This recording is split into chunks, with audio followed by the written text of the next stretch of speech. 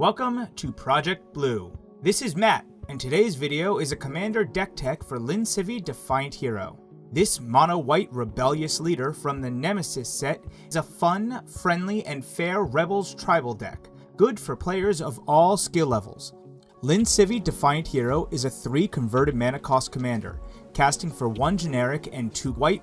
This low casting cost allows you to play her early, but her quickness to the field is not the only reason to play her.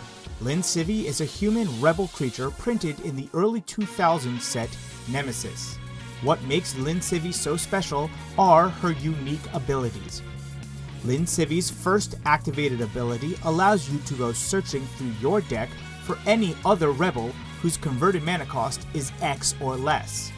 This tutor commander is different from other tutor commanders in that instead of going into your hand, Lin Sivvi puts the creatures you just went looking for directly onto the battlefield. The drawback to this powerful instant speed ability, though, is that you can only do it once per turn, as you must tap her as part of the activation cost. Lin Sivvi's second activated ability, on the other hand, has no tap cost. By paying 3 generic mana, you can put any rebel creature card that is in your graveyard onto the bottom of your library. This beautiful ability helps this deck play around board wipes, removal, and other mill decks. Stats of 1 power and 3 toughness don't make Lin Sivvi the strongest commander out of the gate, but she is not a rebel to be messed with. With a few buffing effects and hidden tricks up her sleeve, Lin Sivvi Defiant Hero is the leader of your rebellion no empire would want to face. Let's take a look at the deck. Let's start off by looking at the creatures in this rebel creature-based deck. First are some rebels who go looking for other rebels and put them directly onto the battlefield.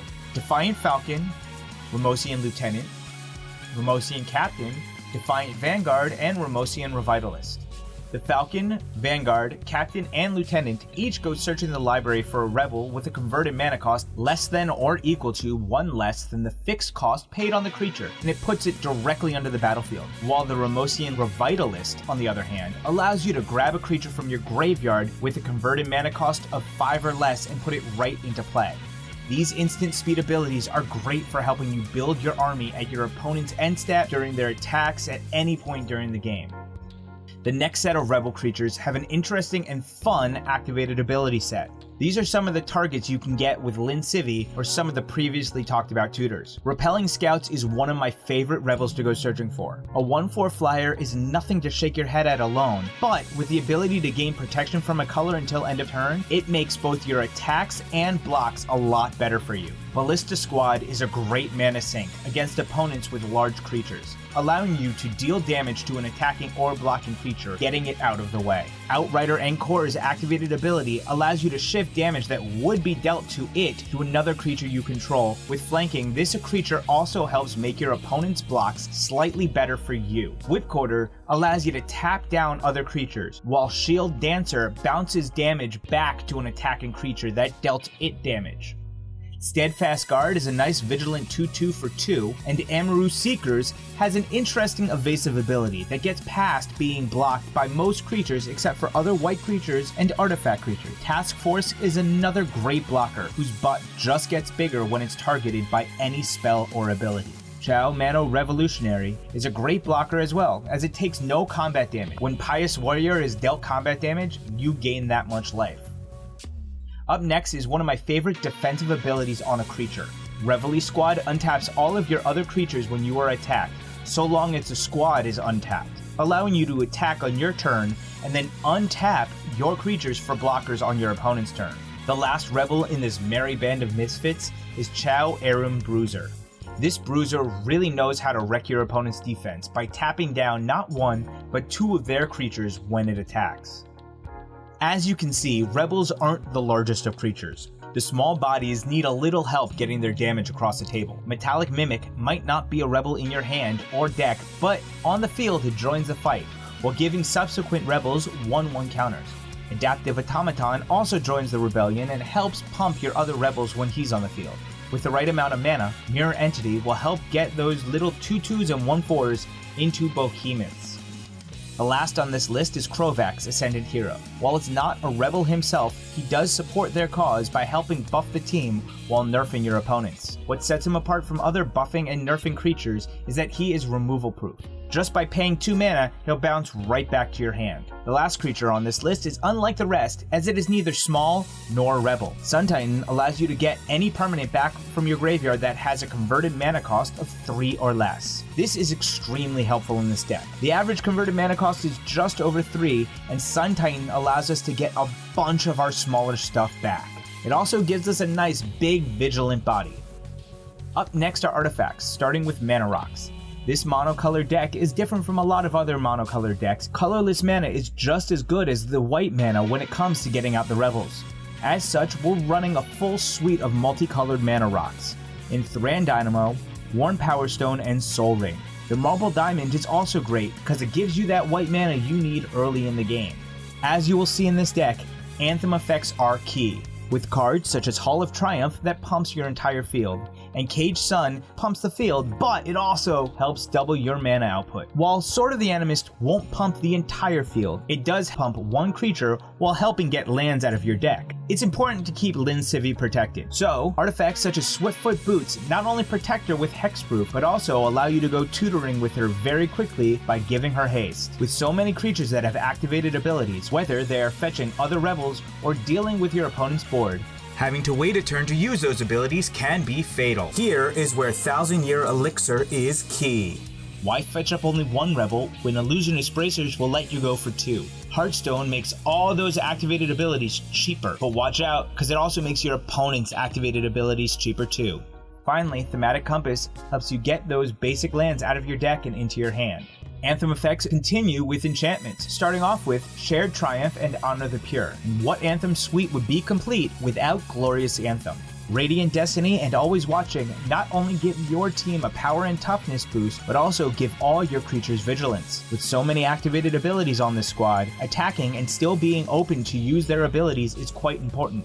Marshal's Anthem is not only an Anthem effect, but a nice way to recover from a board wipe. With so many creatures being fetched out directly onto the field, Cathar's Crusade giving them 1/1 counters anytime a friend joins them gets out of hand fast. Armored Ascension, much like the sword earlier on in the game, buffs only one creature, but in this mono-white deck, that buff is not insignificant. Buffing creatures' power and toughness alone won't win you the game. Sometimes you need a few more abilities added to them. Vigilance is clutch in this strategy, and Brave the Sands not only gives your team vigilance, but also allows them to block a second creature in combat. Kindred Boon can give your rebels indestructible, while True Conviction's high mana cost is well paid off for by giving them both Double Strike and Lifelink. While this team can get strong, it can't always do it quickly. The best way to combat this is to slow your opponents down so they're operating at your speed. Authority of the Consuls and Blind Obedience have your opponent's creatures come in tapped, with one gaining you life and the other also hitting their artifacts like their Mana Rocks. Ghostly Prison and Sphere of Safety's job is to protect your board from attacks while taxing your enemies. Slowing your opponents down isn't always enough sometimes. Sometimes you just need to get rid of stuff. Cast Out helps you get rid of one pesky thing on the other side of the board, while Darksteel Mutation can shut off a creature-based combo from going off. With 22 creatures in this deck, Spirit Bonds not only gives you bodies to throw in front of incoming enemies, it also allows you to sacrifice those spirits to make your rebels indestructible. Animal Boneyard helps get you out of sticky situations with a little life gain when you're in a tight spot. And Sigil of a New Dawn allows you to get your creatures back from the graveyard to your hand when they die. The final enchantment in this deck is Unquestioned Authority. Sometimes you just need to get your creatures through a tough defensive board by giving them protection from creatures. With so many Anthem and blocks in this deck, you have to have a way of getting them. Here's where Enlightened Tutor comes in to save the day. Swords to Plowshares, Oblation, and Crypt Swap exiles creatures that you just can't get rid of, while Settle the Wreckage will exile your opponent's entire attacking board. Sometimes, an entire board just needs to go away. For this, a suite of board wipes is included. Wrath of God gets rid of everything, while Mass Calcify keeps 95% of your creatures safe while destroying all non-white creatures. Terminus just says all creatures, even the indestructible ones, go to the bottom of the deck. Terminus is best for this commander deck because once they're on the bottom, they can just be tutored right back onto the field. The most essential part of any Magic deck is its mana base, and the best mana bases are those for monocolored decks. One of the strongest lands in this monocolored deck is Nykthos, Shrine to Nyx. With so many white rebels and enchantments, gaining mana equal to your devotion is not a small number. Opal Palace is great for a commander you think is going to be targeted for removal a lot. And trust me, a tutor commander is going to be targeted for removal a lot. White does not have a lot of ways to mana ramp, so Myriad Landscape fetching up 2 basic planes can help a lot in getting your rebels out and using those abilities. Reliquary Tower and Temple of the False Gods are great colorless stables in any commander deck. When it comes to non-basic colored mana producing lands, White has a few nice options, though they all come in tap, but some of their upsides outweigh this slowdown in tempo. Mistveil Plains counts as both a plains and gives you a backup Lin Sivvi ability by putting creatures from your graveyard onto the bottom of your library.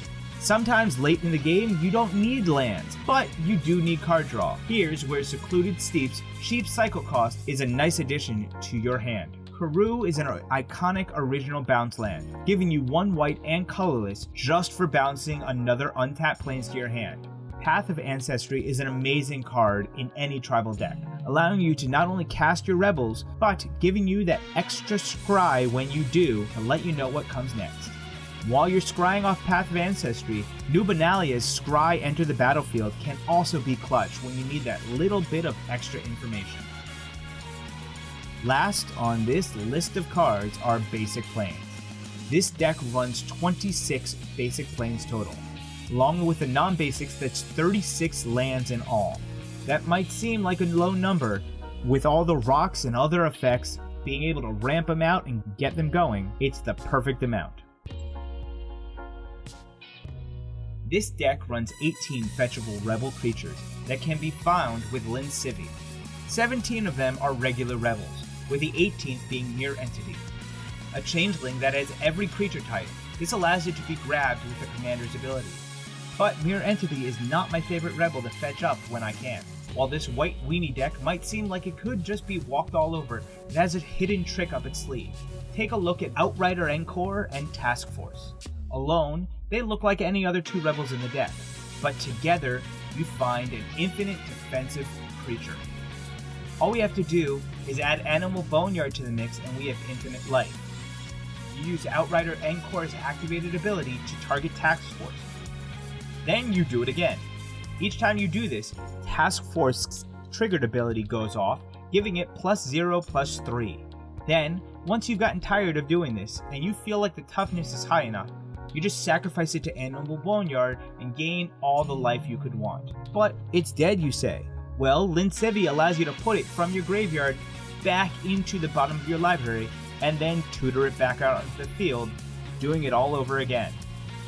Infinite defense and infinite life are cool and all, but that's not how you win games. As I said, the best way for this deck with low power creatures is to pump them with Anthem effects, as much as you can, as often as you can. This deck runs a total of 13 enchantments, creatures, and artifacts that either pump their power and toughness of the team, or giving them extra abilities. These are essential for the deck's game plan. Rebels cannot win by themselves, they need the help. These buffers are just what the Rebel Commander called for. This build of Lin Sivvi Defiant Hero Rebel Tribals scores a 5.5 out of 10 on the EDH power scale. It's focused, not too powerful, but won't get taken for a ride either. If you're looking for a fun, fair, and friendly commander deck that can hold its own, Lin Sivvi and her Rebels is the way to go. If you like what you see here, hit the like button down below, comment, and be sure to follow me for more videos. Thanks for watching Project Blue, and I'll see you next time.